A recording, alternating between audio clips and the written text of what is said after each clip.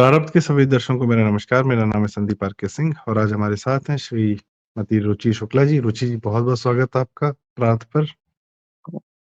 Thank you Sandeep ji.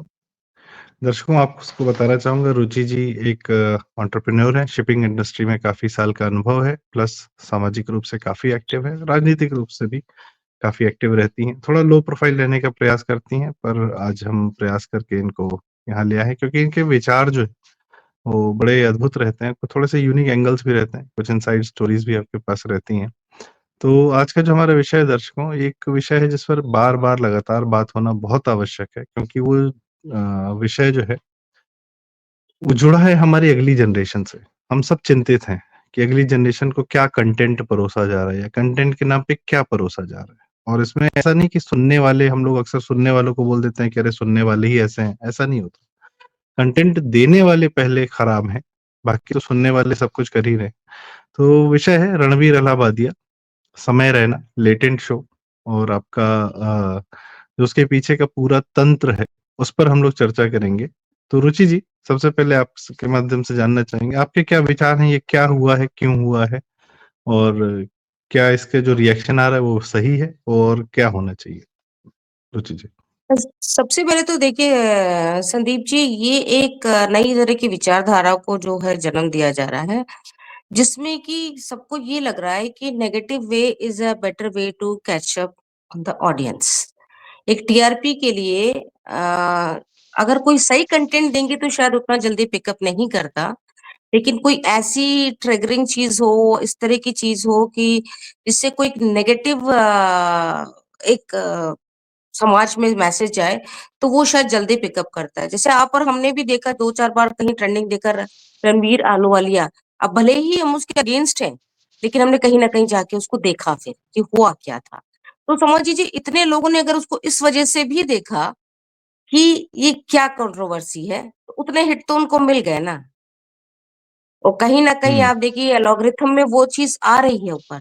हुँ, तो जिसको हम लोग समझ रहे हैं कि वो उन लोग के लिए नेगेटिव है, एक्चुअली ये उनके लिए पॉजिटिव वे में काम कर रहा है। आज नहीं तो कल या कंट्रोवर्सी छँट जाएगी, उनको भी पता है। उन्होंने कंट्रोवर्सी क्रिएट करने के लिए ही ये किया है। ऐसा नहीं कि कोई भूल-चूक हुई है उससे। अ, रणवीर अलाहाबादिया जो है बहुत फेमस पॉडकास्टर हैं। उनके पॉडकास्ट पे बड़ी-बड़ी सेलिब्रिटीज़ गई हैं, उनके पॉडकास्ट पे स्पिरिचुअल गुरुज़ जाते हैं, उनके पॉडकास्ट पे फिटनेस अ जो है अपना इन्फ्लुएंसर वो जाते हैं, तो शायद ही कोई ऐसा हो जो उनके सेलिब्रिटी पॉडकास्ट पे ना जाता हो। तो हुँ, ऐसा क्या हुआ कि रणबीर अहलूवालिया ने वो सबको उठा के उन्होंने जिस तरह से अपने को प्रेज़ेंट किया, दरअसल ये देखिए कहा जाता है, ये सब स्क्रिप्टेड होता है। वो जो आज माफ़ी माँग रहे हैं, वो भी माँग रहे हैं और समय रैना भी माफ़ी माँग रहे हैं। It's not in the spur of the moment. जिन हुँ, चीज़ों को हम रियलिटी शो कहते हैं ना, दरअसल चाहे वो बिग बॉस हो, चाहे वो कोई इंडिया गॉट टैलेंट हो या इंडिया गॉट टैलेंट हो, जो भी कुछ हो, इसमें सब कुछ स्क्रिप्टेड होता है। इवन आप जो जोश भी देखते हैं, टेड भी देखते हैं, एवरीथिंग इज स्क्रिप्टेड। कुछ भी हुँ। स्पॉन्टेनियस नहीं होता है। तो शार्क ये टैंक बात भी सबसे पूरी तरह स्क्रिप्टेड ही होता है। हाँ जी। और ये जो इसने बोला है आपका इलाहाबादिया ने, ये कहीं पहले भी एक वीडियो था एंड इफ आई रिमेंबर उसमें एक लेडी होती है, that is a Mongolian kind of chubby guy. उसके साथ ये नहीं पता वो कौन थी, लेकिन उसमें सेम चीज़ इंग्लिश में था। उस लेडी ने ये कहा था जो कि रणवीर ने यूँ क्यों उठा के उसने अपने उसमें शो में डाल दिया। तो अगर पहला झूठ तो उनका ये पकड़ा जा रहा है कि वो कह रहे हैं मैं कॉमेडी नहीं जानता, I don't know about comedy. It's not intended, it was very much intended. और उसके अलावा कुछ अब मैं आपको मीडिया में यहाँ नहीं बता सकती, लेकिन ये सब उनके कन्वर्सेशंस हैं। प्रोग्राम के पहले उनके बातचीत है जिसमें कि बताया जाता है कि you have to put in vulgar content. ये बिल्कुल। वल्गर कंटेंट क्योंकि वो प्लेटफॉर्म जो है उस प्लेटफॉर्म को आप देखिए कि ये एक तरह से एक नया जो वोक है ना, ये क्रिएट हो रहा है। हमारे यहाँ एक 9th-10th सेंचुरी में एक चार्वाक टाइप की एक हमारी कल्चर पनपा था। लेकिन वो कल्चर जो था हमारे जो स्क्रिप्चर्स में कहते हैं, जो कुछ लोग कहते हैं, अभी इस पर आर्ग्यू करने आ जाएँगे हमारे बहुत सारे लोग कि अरे ये तो आपके मंदिरों में भी बना हुआ है, ये तो पोर्नोग्राफी तो तब भी थी। वो पोर्नोग्राफी नहीं थी। उनमें जितने लोगों को डिपिक्ट किया गया वो यक्ष और यक्षिणी होते थे। और हमारी माताजी जो यक्ष और यक्षिणी जो होते हैं, वो निष्कासित देवी-देवता होते हैं जिनको उनके गलत आचरण के लिए उनको पनिश करने के लिए उनको पृथ्वी पर भेजा जाता है और इसी गलत आचरण की वजह से वो निकाले जाते हैं। उनकी जो क्रियाएँ हैं, वो जो है हमारे यहाँ मंदिरों में डिपिक्ट हुई, तो जो भी ये कहता है कि हमारे यहाँ तो मंदिरों में ये गलत बात है, क्योंकि वो निष्कासित देवी और देवता हैं, जिनको स्थान हुँ, नहीं दिया गया। हुँ, अभी जो हुँ, नया जनरेशन है, अभी इस नए जनरेशन की बातें सुनिए, हमारे यहाँ एक अगर आप 2000 काफ़ी समय से मैं इंटरनेट को मैं यूज़ कर रही हूँ, 1991, 92 से मैं यूज़ कर रही हूँ, जबकि आपका डायल अप वगैरह होता था। तो अगर आप सर्च इंडेक्स में जाइए तो सबसे ज़्यादा पोर्नोग्राफ़ी जो है 2004 से 2009 के बीच में इंडिया में कहीं नहीं था नाम, इंडिया कहीं नहीं ठहरता था। फिर धीरे-धीरे हुँ, ऐसा क्या हुआ कि एक पिकअप कर गया और आज आपको हैरानी होगी कि इंडिया में नंबर 4 पे है पोर्नोग्राफ़ी देखने में, इतना हुँ। वाइड ऑडियंस है। और उसको क्यों कौन हुआ कर होगा रहा है? ऐसा? ये ऐसे हो गया कि हमने उस चीज़ को ग्लैमराइज़ इफ यू रिमेंबर वेल एक 2011-12 में हमारी एक वो एक्ट्रेस आई थी पॉर्न स्टार सनी लियोनी। जी। एक बार तो उनकी जब बिग महेश भट्ट बॉस में लेके आए एंट थे उनको बिग बॉस में पहले। हाँ जी, फिर महेश भट्ट 2-3 लेके आए फ़िल्में थे, दी थी तन्मय महेश भट्ट भट्ट उन्हीं के उसमें। लड़के हैं, तन्मय भट्ट भी कम नहीं है, तन्मय भट्ट के रोस्ट आप देखेंगे, तो आपको पता चलेगा कि ये किस मानसिकता के लोग हैं। ये उस मानसिकता के हाँ, लोग हैं कि फादर और डॉटर बैठ के एक ही तरह के इस तरह के गंदे जोक पे हँसते हैं, ठीक है ना? तो वो जो सनी लियोनी आई वो पॉर्न स्टार थी हम अब देखिए अगर उसी सनी सनी लियोनी अपने आप को पॉर्न स्टार कहती हैं, लेकिन अगर उनके मुँह पे हम उनको कह दें कि तुम गंदी फ़िल्मों में काम करती हो, तो वो ऑफेंड हो जाएँगी। बात वही है देखिए, आप किसी को वो तो जानवर बोल दो या किसी को मेनस्ट्रीमिंग शेर करने का बोल दो। प्रयास किया गया था। यार वैसे हाँ, तन्मय तो भट्ट महेश भट्ट का लड़का नहीं है, उसी कोटरी से आते हैं, वो फ्रेंड सर्कल वही है, आलिया भट्ट के बड़े अच्छे दोस्त हैं।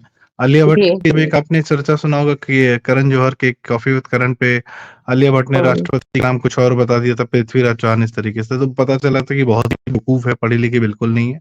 तो हुँ, उसको हुँ। काउंटर करने के लिए एआईबी के साथ, जो तन्मय भट्ट का मेन चैनल हाँ, है, तन्मय भट्ट एआईबी का ऑल ये वही इंडिया रोस्ट बकचोद, था, ऑल इंडिया तो बकचोद। वो उन्होंने एक बनाया था जीनियस ऑफ द ईयर करके, आलिया भट्ट को गुड लाइट में हुँ, प्रेज़ेंट करने के लिए। वो एक इस तरीके से लोग हुँ, आपस में करते थे। जी, हुँ, हुँ, हुँ, बताएँ। हुँ।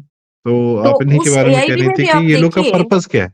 इन लोग का पर्पज़ इन क्या है? लोग का पर्पज़ आपको मैं बताऊँ, इनका पर्पज़ बेसिकली ये जो इस तरह का जो कंटेंट आ रहा है, सबसे पहले इंडिया के एक सोशल फैब्रिक जो हमारा है उसको तोड़ना है। एक हमारे में कहा जाता है कि इंडिया में डिवोर्स रेट अभी भी बहुत कम है कंपैरिजन टू अदर कंट्रीज अगर देखा जाए तो अभी भी हम लोग काफी ठीक ठाक हैं उस हिसाब से तो और दूसरी चीज ये है कि किसी भी समाज से कमाने के लिए किसी भी तरह के जो ये एक नेगेटिव एलिमेंट्स हैं वो सबसे अच्छा तरीका होता है कि वहां की यूथ को करेक्ट कर दीजिए उनके माइंड को करेक्ट कर दीजिए उनको वो बेचिए जिसके वो आदी बन जाए अब वो चाहे ड्रग्स हो, चाहे वो हुँ, रेप पार्टीज़ हों, चाहे वो पोर्नोग्राफ़ी हो। अब पोर्नोग्राफ़ी से भी ऊपर बढ़ के वो चीज़ें आपके ड्राइंग रूम में आ चुकी हैं। वो खाली एक ऑडियो वीडियो तक नहीं सीमित रह गई हैं, अब वो हमारे मानस में आ गई हैं। यहाँ तक कि एक बहुत छोटी-सी घटना है, मैं आपको बताऊँ मैं बाज़ार में थी, कुछ शॉपिंग कर रही थी, यंग लड़कियाँ हुँ, 14-15 साल की होंगी, 2 लड़की थी, 1 लड़का था, पतले-दुबले से बच्चे और मैं उनका कन्वर्सेशन सुन रही थी और वो जो लड़कियाँ बात कर रही थी, आप बिलीव नहीं करेंगे उनके कन्वर्सेशन में माँ, बहन टाइप की जो गालियाँ जो हम लोग नहीं बोल सकते हैं, वो कंटीन्यूअसली बात कर रही थी। जैसे कि फॉरेन में बच्चों के पास आप जाइए, छोटे-छोटे बच्चे भी एफ वर्ड जो है ना मतलब तकिया कलाम बोल जाता है। हुँ, ठीक है, देखिए गाली देना गाली हर इंसान को आ देता है किसी न किसी समय में ज़िंदगी में, बहुत कम लोग होते हैं जो बिल्कुल नहीं देते हैं। और गाली देना एक स्वाभाविक प्रक्रिया है क्योंकि जब हमें बहुत गुस्सा आता है, तो उसको आउटबर्स्ट को निकालने के लिए हम गाली दे देते हैं। बहुत लोग हुँ, देते हैं किसे, है ना? लेकिन ये गुस्से में दी जाती है। अब इन गालियों का इस्तेमाल हो रहा है ह्यूमर में। ये कैसा ह्यूमर है? जो चीज़ गुस्से से निकलती है, जो चीज़ आदमी अंगार बनता है तब निकलती है, उसको हम ह्यूमर में ला रहे हैं और उस ह्यूमर में किसके सामने ला रहे हैं? उस टीवी पे या उस मोबाइल पे या उस मीडिया पे जब फैमिली भी साथ बैठी है। आप एक बात छोटी-सी बताइए, जो कुछ इसने कहा है रणबीर इलाहाबादिया ने माँ-बाप के बारे में, बहुत सारे लोग उसको देख रहे थे, बहुत सारे लोग उसके अगल-बगल प्रेज़ेंट भी थे। अगली हुँ, बार वो जब सब अपने माँ-बाप को देखेंगे, तो उनके दिमाग में क्या घूम रहा होगा? क्या घूम रहा होगा? हम सब ने जितनी बार उसको देखा है जिस वीडियो को, तो कहीं न कहीं एक घिन की फीलिंग आती है, डिस्गस्ट, बिल्कुल, बिल्कुल। है ना? लेकिन इमेज तो आती है ना दिमाग में। मुझे तो तरस आता है उस बच्चे पर जिसको हुँ, रणवीर अलाहाबादिया ने ये बात कही हुँ। और तरस क्या आता है मुझे उस पे भी बात आती है कि भाई तूने चढ़ के उसको 2 हाथ मारे क्यों? क्योंकि बचपन में हम तूने लोग सुन कैसे छोटे-छोटे थे लिया? तो माँ-बहन की गाली पर लड़ाइयाँ हो जाती थी। लड़ाइयाँ मुझे माँ गाली कैसे दे दी? हाँ, तब हाँ, गाली कैसे दिया? उस या लड़के की गंदी रीढ़ बात की कैसे हड्डी बोली? नहीं है। उसकी हुँ, रीढ़ की हड्डी आज नहीं भी है हो और जाए। वो तन्मय की ये जो इसकी जो रणवीर इसकी माँ भी है, इसकी माँ का भी वीडियो आते रहे हैं, मेरा बेटा ये, मेरा बेटा वो, all good, she is very disciplined, he's got a good value system, मैंने बहुत वैल्यूज़ डाली हैं। उस माँ ने उसको उठा के जब शो से उतरा तो 2 चाँटे नहीं लगाए, कि इस दिन के लिए पैदा किया तुमको, कि तुम हमारे बारे में ये बातें करो। उसको छोड़िए ये लड़का है, उसके साथ वो जो लड़की बैठी थी अपूरा मखीजा, वो लड़की क्या है, वो क्या बात कर रही थी? वो खुद एक औरत है और वो औरत के प्राइवेट पार्ट के बारे में बात वो हम सब वहीं से निकले हैं देखिए, कोई आसमान से उतर के नहीं आया है। एक तरफ नहीं, हमारे माँ को मर्यादाओं को तोड़ा जा रहा है। एक तो ये हुँ, बार-बार दिख रहा है कि ऐसा कंटेंट्स अच्छा ये सब ना बहुत बाय डिज़ाइन होता है। सबसे पहले मैं जानना हुँ, चाहूँगा कि who is funding these people? क्योंकि मुझे थोड़ा बहुत अंदाज़ा है कि कहाँ से इन लोग का मनी आता है या ये सब हॉलीवुड के वोक एजेंडा या स्टैंड-अप्स को इन्होंने हॉलीवुड ने पूरी तरह कैप्चर कर लिया है भारत के। हुँ, पहले राजू श्रीवास्तव आते थे, सुनील पाल आते थे, ऐसे लोग थे जो लोग एक ऑब्जर्वेशनल कॉमेडी करते थे। उनके शब्दों में कपिल शर्मा चाहे कोई कुछ कितना भी कुछ कह ले बेइज्जती वाली कॉमेडी करता है, वो ठीक है। पर उसके शो में इस प्रकार की गंदगी नहीं होती है। वो एक परिवार के साथ आप देख सकते हैं। कोई ऐसी बड़ी बात नहीं, थोड़ा वो हुँ, चलिए हुँ, चलता है। पर इन लोगों ने तो जो किया है वो इंडिविजुअल कॉमेडी के नाम पे सारे स्टैंड अप कॉमेडियंस ये हुँ, वही स्टैंड अप कॉमेडियंस प्रमोट किए जाते हैं मैम जो सिर्फ 2 बातों को अपने कंटेंट में डालते ही डालते हैं। एक माँ-बाप के प्रति आपकी वितृष्णा हो जाए, जैसे फ़िल्मों में भगवान से वितृष्णा करना सिखाया गया था, वैसे स्टैंड अप में माँ-बाप से वितृष्णा कि आप माँ-बाप से चिढ़ जाएँ, आप माँ-बाप से कुछ भी गंदा उनको बोल दें। इस तरीके के इन्फ्लुएंस किए जा रहे हैं और दूसरा बीड़ फूँकना, माल फूँकना, गांजा फूँकना, ये सब इस जितने स्टैंड अप कॉमेडियंस हैं, इनके कंटेंट में होता ही होता है। और ये सारे के सारे ऐसी एजेंसीज़ के द्वारा हायर किए जाते हैं, ऐसी एजेंसीज़ के द्वारा पुश किए जाते हैं, जिन एजेंसीज़ का कंट्रोल यूएस के हाथ में है। For example only much louder नाम की कंपनी थी, विजय नायर उसका हेड था, वो केजरीवाल का राइट हैंड है। तो मैं आपसे ये जानना चाहता हूँ कि ये आखिर ये बाय डिज़ाइन आ रहा है, कहाँ से आ रहा है? और ये भारत के किस हिस्से को या किस मानसिकता को प्रभावित करने के लिए बुरी तरीके से ये लोग ये कार्य कर रहे हैं? आखिर इतना पैसा क्यों खर्चा करके लोगों को प्रमोट कर रहे हैं? ढंग के लोग भी हैं कॉमेडी करने वाले। जी, जी, जी। अब आपको जैसे मैंने पहले भी बताया, आज हम आप कह रहे हैं यूएस से खाली यूएस ही एक अकेली जगह नहीं है जहाँ से फंडिंग आती है, फंडिंग और भी जगहों से आती है। तो इस फंडिंग का सबसे ज़्यादा मकसद ये कौन-सा टारगेट आपको जिस चीज़ को पहले वो छाँटेंगे, जहाँ का वैल्यू सिस्टम बहुत अच्छा है, जहाँ की सभ्यता बहुत अच्छी है, जहाँ की सभ्यता बहुत पुरानी है। तो सबसे पहले टारगेट वही होते हैं। आप देखिए भारत से बड़ा इनके पास टारगेट कोई नहीं हो सकता और इतना बड़ा ऑडियंस और भारत के जो परसेंटेज है हमारा जो यूथ का, वो दुनिया का सबसे बड़ा परसेंटेज है। To capture their mind and as you know the leftist अपना जॉर्ज सोरोस है, ये सब क्या करते हैं, इनको फंडिंग देके ये आउट एंड आउट लेफ्टिज्म को बढ़ावा दे रहे हैं और लेफ्टिज्म से भी कहीं आगे निकल गए हैं ये लोग, कि सीधी तरह से कंट्रीज़ का ये हाल आ जाए कि उनका एक जो वैल्यू सिस्टम है वो पूरी तरह से खत्म हो जाए। एक बार नेपाल के जो किंग है उन्होंने कहा था कि किसी देश को अगर खत्म करना हो ना आपको, तो वहाँ के यंग जो लोग हैं उनका दिमाग करप्ट कर दो। उनको करप्ट कर दीजिए, उनकी जनरेशन खत्म हो जाएगी। तो ये हमारी वो जनरेशन जो आपके एम्पी थिएटर्स में छोटे-छोटे में बैठ के जो हो रहे क आप आज से 10-15 साल पहले 2-4 लोग होते थे। एक I forget that guy Zakir Hussain सबसे पहले हुँ, होता था, मैंने उसको देखा था। जाकिर हुसैन स्टार्टेड एंड अब तो ये देखिए कि हर जगह कितने सारे मशरूम की तरह उग रहे हैं। और आप जो कह रहे कंटेंट इनका वही है, सेम वही वीड, गांजा, ये फूँको, वो फूँको। फिर लड़कियों के जो है अभी ये समय रैना जो है वो एक कपिला, वो कुशा कपिला करके लड़की उषा है। कपिला, हाँ। उषा कपिला, एक बार मैंने ऐसे रैंडमली जब चल रहा था तो उसमें उसको कहता है कि आज तो मैं तुझे ऐसा रोस्ट करूंगा कि तुझे दिल्ली की सड़कों पे निकलने में डर लगेगा। What do you think about जो हो रहा है हमारे एक समाज उनका में? रोस्ट शो भी था, आशीष सोलंकी अमेज़न प्राइम ने वगैरह ने कराया था, उसमें लोग कुशा कपिला वगैरह भी इस तरीके के कार्य कर रहे थे। कुशा कपिला भी करती है, कुशा हुँ, कपिला देखिए लड़की कोई हुँ, इसमें कोई आपको बताएं कोई डिस्क्रिमिनेशन नहीं है, लड़कियां लड़कों हुँ। से भी कहीं अरे वो ज्यादा अदिति मित्तल है, एग्रेसिवली नीति बोलती हैं। पलटा है, सब वही एक से एक हैं। सब वही एक से एक है। और अब सुमुखी तो सुरेश, सेलिब्रिटीज भी हाँ। आने लग गए।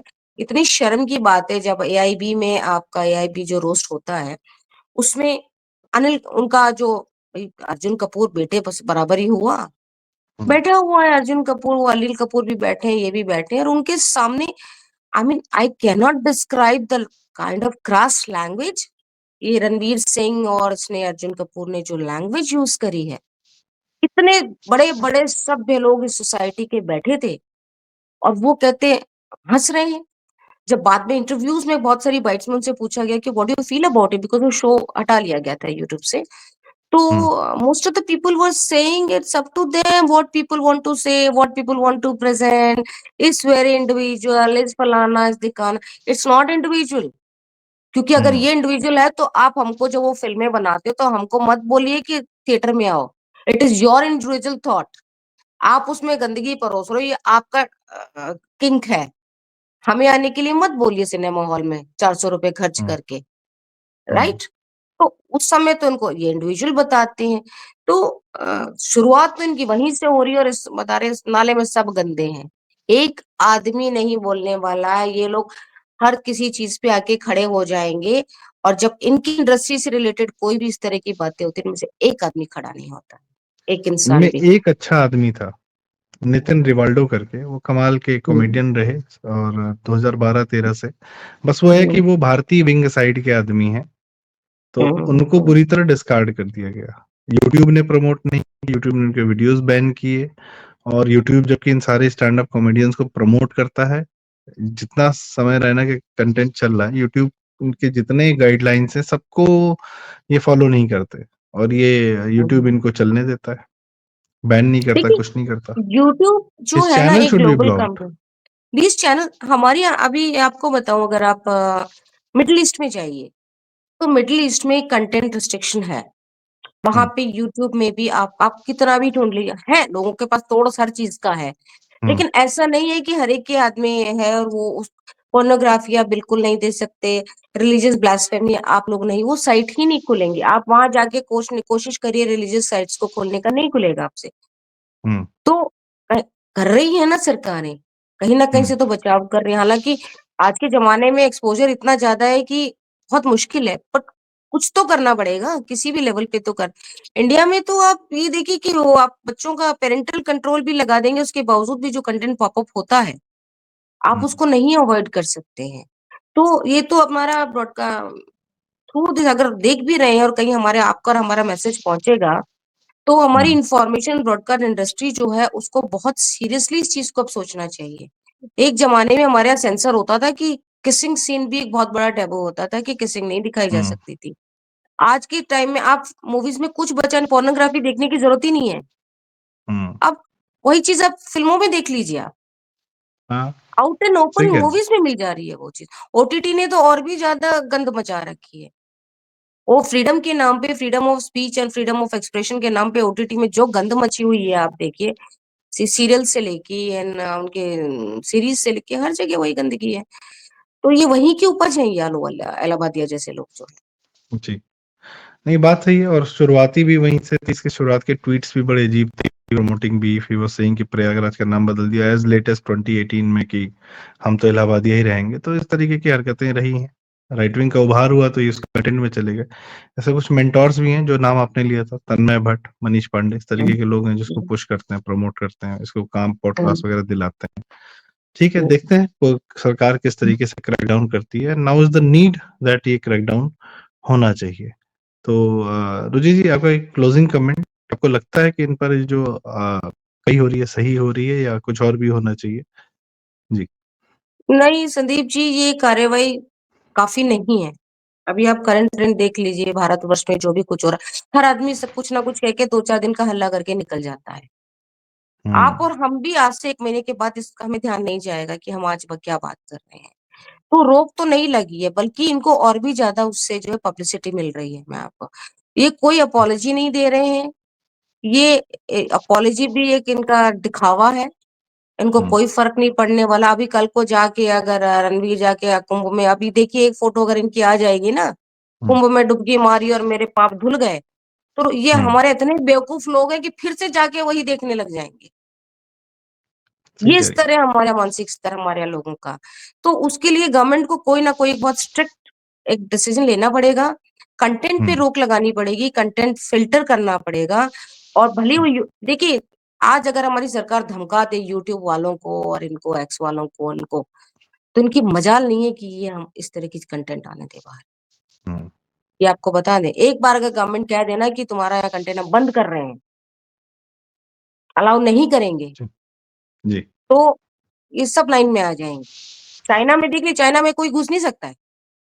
चाइना में हुँ, कोई यूट्यूब नहीं, कोई टिकटॉक नहीं है। तो कुछ अगर ऐसे हमारे यहाँ भी कर दें तो दैट्स द ओनली वे और बाकी सोशल अवेयरनेस तो आप और हम हैं। हमारे जैसे जी, बहुत जी, सारे लोग हैं जिन्होंने इसको ऑब्जेक्ट किया है। वो तो कर ही रहे हैं जी, अपने स्तर पे हम लोग उस काम को। जी। नहीं, थैंक यू रुचि जी, आपने अपने जो इनसाइट्स हैं, वो हमारे सामने रखे और दर्शकों से हमारी रिक्वेस्ट है कि आपको यह वीडियो कैसा लगा, ये बातें कितनी ज़रूरी लगी। यदि काम की लगी तो कृपया वीडियो लाइक करें, शेयर करें। आपके माध्यम से दर्शकों बातें दूर तक जाती हैं और रुचि जी को हम इनके तमाम विचारों के साथ और इनके तमाम अन्य एक्टिविटीज़ के साथ इस चैनल पर दोबारा बुलाते रहेंगे। बहुत-बहुत धन्यवाद रुचि जी, आपने समय दिया, अपने इनसाइट्स हमसे साझा किए। दर्शकों को रिक्वेस्ट है, कृपया चैनल ज़रूर सब्सक्राइब करें। प्रारब्ध। Thank you so much. नमस्कार। बहुत thank you so much. Thank you. जय श्री राम।